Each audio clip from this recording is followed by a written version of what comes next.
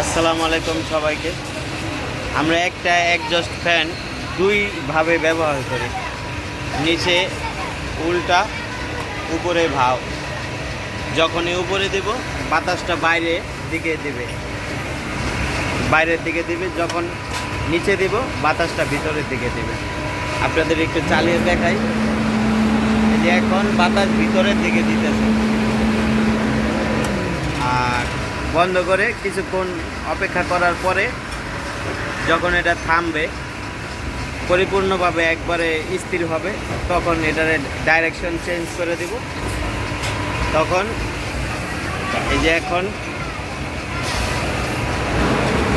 বাতাস বাইরে দেবে, এখন আর বাতাস ভিতরে নেই। এটা হলো রিভার্স ফরওয়ার্ড চেঞ্জ ওভার। আপনারা চাইলে বড় মোটরেও ব্যবহার করতে পারেন, ছোট মোটরেও ব্যবহার করা যায়। এই হলো এটার ব্র্যান্ড, আর এই হলো এটার নেম প্লেট।